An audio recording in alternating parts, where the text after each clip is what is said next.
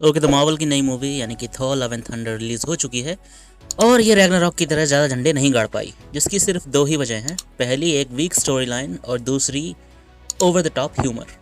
अब ये दो चीज़ें किस तरीके से एक मूवी को ख़राब कर सकती हैं, मैं इस वीडियो में यही डिस्कस करूँगा। यानी कि थॉर लव एंड थंडर के साथ क्या भसड़ हुई, हम इस वीडियो में यही डिस्कस करेंगे। तो सबसे पहले देख लेते हैं कि मूवी में आखिर हो क्या रहा था। तो मूवी में थॉर अपना पर्पस ढूंढने के लिए इधर से उधर घूम रहा था। उसे गार्डियंस के साथ मज़ा नहीं आया, फिर वो सीधा अर्थ पर आ गया और गॉड बुचर को मारने की जद्दोजहद में लग गया। दूसरी तरफ जेन फॉस्टर को कैंसर था स्टेज 4 का और उसे म्योनीर ने बुलाया और उसके बाद वो माइटी थॉर बन गई। मतलब जो मूवी की जो थीम है वो सीरियस है, लोग सीरियसनेस में डूबे हुए हैं अलग अलग लेवल पर। लेकिन थॉर लव एंड थंडर में कॉमेडी का ओवरलोड है, जो कि नहीं होना चाहिए, क्योंकि कैरेक्टर्स अपनी अपनी परेशानियों से जूझ रहे हैं। तो तुम्हें वो चीज़ें दिखाने की ज़रूरत है, वो इमोशनल सीन डालने की ज़रूरत होती है ऐसे टाइम पे, जो लोगों को इमोशनल कर सकें। और ऐसे scene Thor love and thunder में शायद एक आधी होगा, उससे ज़्यादा तो है नहीं ना। दूसरे पॉइंट पाए जाते हैं जो कि है कॉमेडी। अब कॉमेडी का एक रूल होता है, वो ये होता है कि हंसी देखने वालों को आनी चाहिए, यानी कि ऑडियंस को। और हंसी किसी ऐसी चीज़ पर आनी चाहिए जो मूवी के यूनिवर्स में, मतलब जो हॉल में हम देख रहे हैं, जो बिग स्क्रीन पर हम देख रहे हैं, उसके यूनिवर्स में तो वो नॉर्मल हो, लेकिन तुम्हें उस पर हंसी आए। इसका सबसे अच्छा एग्जाम्पल तुम एंड गेम में देख सकते हो, जब रॉकेट थॉर से बात करता है उसके फैमिली के बारे में इस सीन में। वैसे वो पहले भी मर चुका है, पर इस बार लगता है जैसे सचमुच मर गया। और तुम्हारे सिस्टर और पापा वो भी? दोनों मर चुके। लेकिन मम्मी जी की तबीयत तो ठीक है ना? एक शैतान ने मार दिया। कोई दोस्त तो होगा।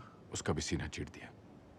अब इस सीन में जो हो रहा है वो प्रीटी सिंपल है, ज़्यादा मुश्किल नहीं है। थॉर का पूरा फैमिली किसी न किसी तरीके से ख़त्म हो चुका है, उसके दोस्त से लेके उसकी माँ, उसका भाई, उसका बाप तक। और रॉकेट उसके बारे में इस चीज़ों से पूछ रहा है कि मतलब मम्मी जी तो ज़िंदा होंगी या पिताजी तो होंगे, ETC एक्सेट्रा। और थॉर इस चीज़ का नॉर्मली जवाब दे रहा है जैसा कि एक बंदा दे सकता है। अब ये चीज़ हमें हंसी दिलाती है, लेकिन इनके यूनिवर्स में ये बड़ा ही सीरियस टॉपिक चल रहा है। और इसकी सीधी सी वजह है कि रॉकेट के पूछने का तरीका जो हमें हंसी दिलाता है, जो उसके लिए नॉर्मल है लेकिन हमारे लिए कॉमेडिक है।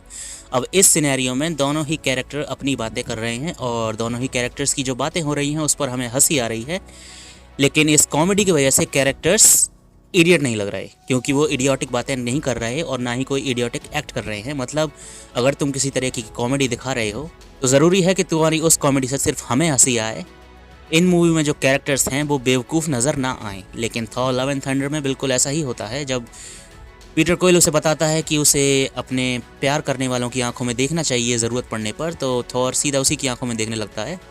ये एक इडियोटिक सीन था, क्योंकि थॉर इतना स्मार्ट तो है कि समझ सके कि पीटर कोयल किस बारे में बात कर रहा है। और अगर वो ऐसा नहीं समझ पा रहा है तो ये कॉमेडी उसके कैरेक्टर को हर्ट करती है। ये हमें हंसी दिलाती है, लेकिन ये कैरेक्टर को हर्ट करती है, क्योंकि ये इम्प्लाई करती है कि थॉर एक इडियट है। और ऐसे सीन बहुत सारे हैं रैग्नारॉक में। एक सीन वो है जब थॉर बिना किसी प्लान के छत को तोड़कर रूफ से निकल जाता है। अब ये सीन तुम्हें हंसी दिला सकता है कि वो अचानक से चला गया बच्चों को बचाने, लेकिन एक समझदार इंसान इतना तो सोचेगा ही कि रूफ बर्बाद ना करूं अपने निकलने के स्टाइल से। तो हाँ, कॉमेडी का इस तरीके का ओवरलोड जो कैरेक्टर को बेवकूफ़ साबित कर दे वो बिल्कुल भी अच्छा नहीं होता मूवी में। कॉमेडी ओरिजिनली आनी चाहिए जो कैरेक्टर्स को बेवकूफ़ साबित ना करे लेकिन हमें हंसी दिलाए। तो पहली सबसे बड़ी प्रॉब्लम तो मूवी में यही है कि इसमें ओवर द टॉप कॉमेडी है, वो भी जब जब बाकी के सारे सिनेरियो सीरियस होने चाहिए।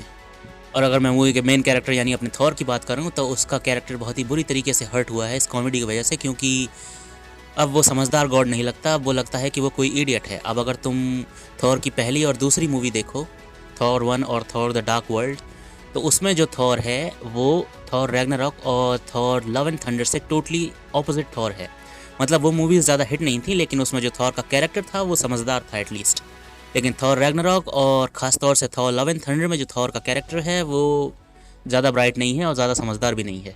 तो टाइका वाइटिटी ने भले ही फ्रेंचाइज को बचा लिया थॉर की, लेकिन उसका ये ओवर द टॉप ह्यूमर इसे हर्ट करता है और यही वजह है कि थॉर की मूवी अच्छी लगने के बावजूद भी बहुत ही कमज़ोर लगती है। नाउ लौट आते हैं हमारे मेन विलन के ऊपर, यानी कि गॉड द गॉड बुचर। अब टाइटल बड़ा खतरनाक है, नाम बड़ा बढ़िया है, मोटिवेशन बहुत अच्छी है कि उसकी बेटी मारी गई गॉड्स की वजह से, लेकिन उसको कितना स्क्रीन टाइम दिया गया? तुमने कितने गॉड्स को मारते हुए देखा? गॉड को, एक को भी नहीं। तो जब तुमने उसे टाइटल दिया है गॉड द गॉड बुचर, तो बेहतर होता कि एक आध गॉड को मारते हुए उसे दिखा भी देते बढ़िया तरीके से बुचर करते हुए, लेकिन वो सब काम ऑफ स्क्रीन हुआ। और दूसरी बात जो इस कैरेक्टर के बारे में ठीक नहीं है वो है इसको बहुत ही कम स्क्रीन टाइम दिया गया है, इसको और बेहतर तरीके से डेवलप करने की ज़रूरत थी। इमोशनल लेवल हमें इसका पास दिखाना चाहिए था ताकि हम इससे इमोशनली कनेक्ट हो सकें, तो ये भी नहीं किया गया। और दूसरी तरफ अगर तुम इसके मोटिव को देखो कि इसका मोटिव है कि सारे के सारे गॉड सेल्फिश हैं, वो सिर्फ अपनी परवाह करते हैं, और इस मोटिव को लो और इसके एक्ट से मिलाओ। मतलब इसका एक्ट क्या था कि ये न्यू एसगार्ड में आया और वहाँ पर आकर सारे बच्चों को किडनैप कर लिया और दूसरी जगह ले गया ताकि थॉर उन बच्चों को बचाने आ सके।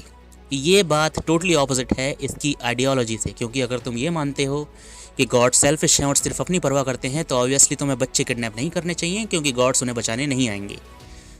तो अगर गॉड का ये मानना है कि गॉड सेल्फिश हैं तो बच्चे किडनैप करने का उसका जो ये प्लान है ये टोटली ऑपोजिट है, टोटली बेकार है और टोटली बोगस। क्योंकि एक सेल्फिश गॉड कभी भी बच्चों को बचाने नहीं आएगा। जैसे कि ज़्यूस और बाकी के गॉड ओलंपस में बैठे थे, उन्हें घंटा फर्क नहीं पड़ रहा था कि एसगार्डियंस के बच्चों के साथ क्या हो रहा है, तो वो एक्चुअली में थे सेल्फिश गॉड्स।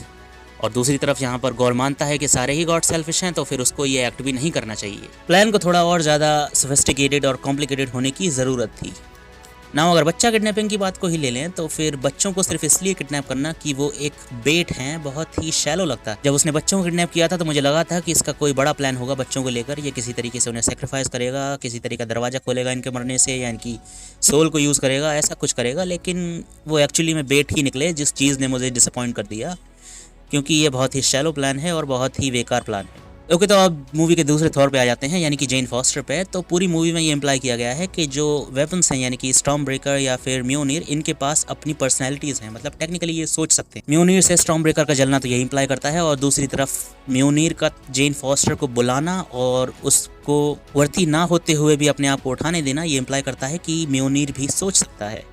अब यहाँ तक स्टोरी बिल्कुल ठीक है, म्योनीर का जेन फॉस्टर को बचाने के लिए उसे थॉर बना देना भी बिल्कुल ठीक है। लेकिन अगर जेन फॉस्टर उस म्योनीर के पकड़ने की वजह से मर रही है, मतलब अगर वो जब भी थॉर बनेगी वो तभी और मौत के करीब पहुंच जाएगी, इस डिसीजन को म्योनीर को ना समझना भी बेवकूफ़ी है। क्योंकि अगर वो सोच सकता है तो वो जेन फॉस्टर को थॉर नहीं बनने देगा, ये जानने के बाद कि वो उसी की वजह से मर रही है। क्योंकि थॉर ने म्योनीर से कहा था कि वो जेन फॉस्टर की हिफाजत करे हर तरीके से, और अगर वो उसी की वजह से मरने लगेगी तो फिर मुझे नहीं लगता कि एक पर्सनैलिटी वाला हैमर अपने आप को उसे उठाने भी देगा, क्योंकि वो समझ जाएगा कि ऑब्वियसली ये थॉर बनने की वजह से मर रही है, तो फिर इसे उठाने ना देना ही एक बेटर ऑप्शन है इसे ज़िंदा रखने के लिए।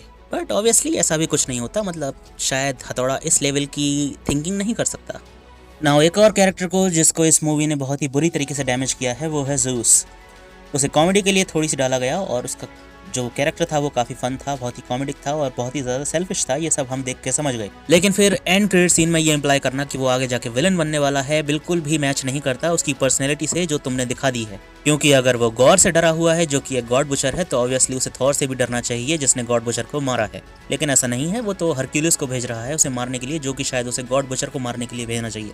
ये दिखाना कि एक गॉड सेल्फिश है और सिर्फ अपने बारे में सोचता है, और उसे एक इडियट दिखाना, दोनों चीज़ें एक साथ चलाना भी ज़रूरी नहीं है। क्योंकि तुम दिखा सकते हो कि गॉड सेल्फिश है और उसे एक बहुत ही बेहतरीन कैरेक्टर में डेवलप भी कर सकते हो, एक एक्चुअल गॉड की तरह जिसके पास अपनी डिग्निटी हो और अपनी एक्चुअल पर्सनैलिटी भी हो ओडिन की तरह, और वो सेल्फिश भी हो, इसलिए वो बुचर नहीं कर रहा है गॉड बुचर को। तो ऐसा भी दिखाया जा सकता था, लेकिन इन्होंने ज़्यूस की रेड मारना बेहतर समझा।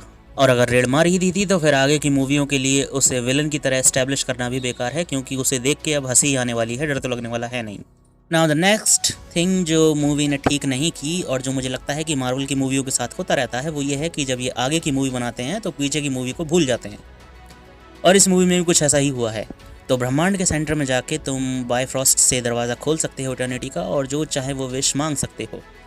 थॉर को इस बारे में पता था, तो फिर उसने एंड गेम में इतना टाइम क्यों वेस्ट किया मोटे होकर इन्फिनिटी स्टोन कलेक्ट करके और टाइम ट्रैवलिंग के इन सब झमेलों में पड़कर, जबकि वो एवेंजर्स को बता देता कि यूनिवर्स के सेंटर में चलते हैं, मेरे पास स्टॉर्म ब्रेकर है, दुनिया को एक झटके में बचा लेंगे। और इस प्लान से थैनोस फ्यूचर में नहीं आता उन्हें रोकने के लिए।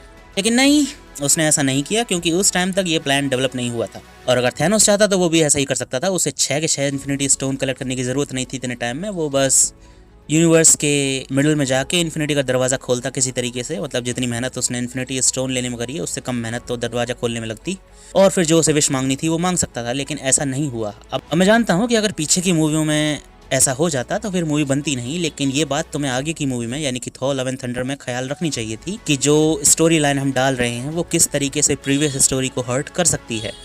Comedy comedy comedy, story line, characters का डैमेज होना, यही सब चीज़ें हैं जो इस मूवी को एक बहुत ही बेकार मूवी बना देती हैं। कॉमेडी के बेस पे तुम इसमें हंस सकते हो, एक्शन में तुम्हें मज़ा आ सकता है, लेकिन जब तुम हॉल में मूवी देख के बाहर निकलोगे तो तुम्हें कई चीज़ें दिमाग में आएंगी और तुम एंड में यही रियलाइज़ करोगे कि मूवी अच्छी नहीं है। ओके, तो इन दी एंड टाइगा वाइटिटी भले ही वो पर्सन है जिसने थॉर की फ्रेंचाइज को बचा लिया रैग्नारॉक की वजह से, लेकिन उसके इस ओवर द टॉप ह्यूमर की वजह से ही और एक वीक स्टोरी लाइन की वजह से ही थॉर लव एंड थंडर एक अच्छी मूवी नहीं बन पाई। इसे सचमुच में एक सीरियस मूवी बनने की ज़रूरत थी एंड गेम की तरह, क्योंकि जो थ्रेट थी यानी कि द गॉड बुचर वो काफ़ी सीरियस थ्रेट थी, कोई मजाक नहीं था। ओके देन, तो फिर हम होप कर सकते हैं कि आगे की मूवियों में इतनी सारी ओवर द टॉप ह्यूमर ना हो, थोड़े सीरियसनेस भी हो और कैरेक्टर्स को बेहतरीन तरीके से लिखा जाए, जैसे कि गॉर द गॉड बुचर या फिर ज़्यूस, और थॉर के कैरेक्टर को थोड़ा और स्मार्ट बना दिया जाए तो ज़्यादा मुसीबत नहीं होगी आगे की मूवियों में। ओके, तो फिर तुमसे मिलूंगा मैं अपने अगले वीडियो में। Till then take care and bye bye.